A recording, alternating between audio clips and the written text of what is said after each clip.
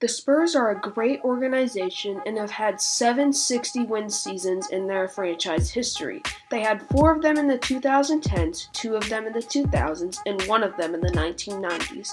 Today, I'm going to be going over in depth the team that went 62-20 in the 1990s. As always, please make sure to like, comment, share, and subscribe. And I just really need you guys to comment down your suggestions and listen to your ideas. First, we have to go over the biggest piece in this puzzle.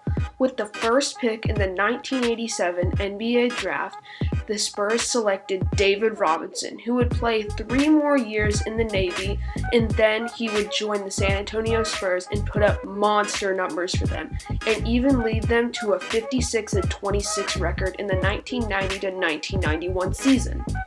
The next piece in this big 3 happened in the 1992 to 1993 offseason. The Pistons were looking to deal out their power forward Dennis Rodman, who was a great rebounder and great defender. In return for Dennis Rodman, the Pistons got shooting guard Sean Elliott, who was on a 1-year deal, and after his contract was up, he loved San Antonio so much that he signed with them again. During this season, David Robinson dominated and posted up 27.6 points per game, 10.8 rebounds a game, 3.2 blocks a game, 1.7 steals per game, and almost 3 assists per game. David Robinson had one of the best seasons of his career, and for that, he won the MVP. He was also first-team All-NBA and first-team All-Defense. After that, Dennis Rodman put up 7 points, but 16.8 rebounds, 2 assists, and 0.6 steals and 0.5 blocks. For this team was Dennis Rodman, who made the All-NBA third team and the first-team All-Defensive team. He also led the league in rebounds for one of the many times in his career.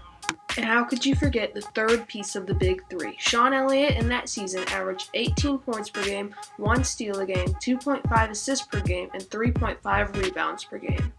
After this, you had Avery Johnson, their point guard, who put up 13.4 points per game, 8.2 assists per game, and 1.4 steals per game. All of these impressive stats led to San Antonio getting a 62-20 record and getting the first seed in the Western Conference. In the first round, the Spurs easily took care of the Nuggets and swept them 3-0. In the second round, they faced the Los Angeles Lakers and they took care of them in a 4-2 series.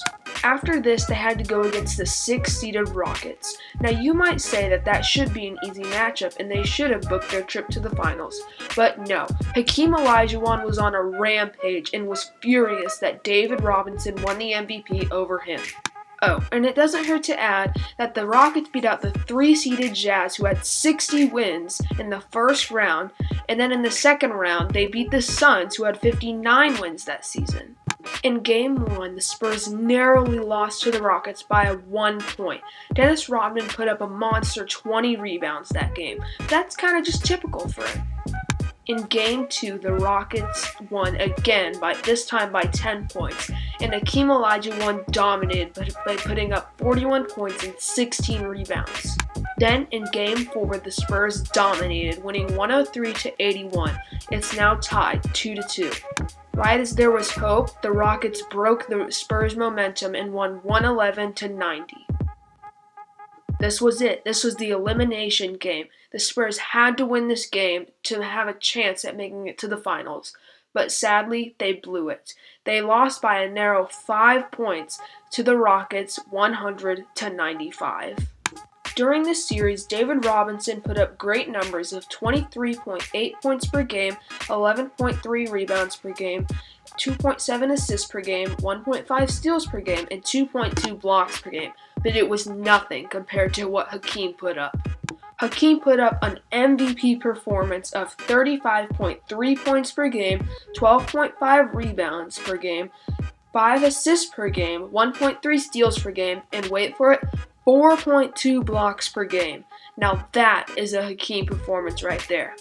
After this, the Spurs' run in the playoffs was over, but they still had next year, except they didn't. Dennis Rodman was then traded for Will Perdue in a terrible trade to the Bulls.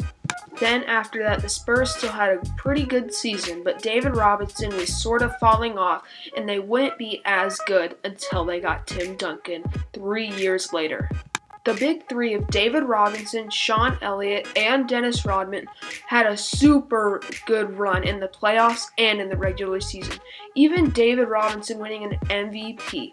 But after that, the Spurs were never the same. But after this, they shouldn't go unnoticed because they were still very good.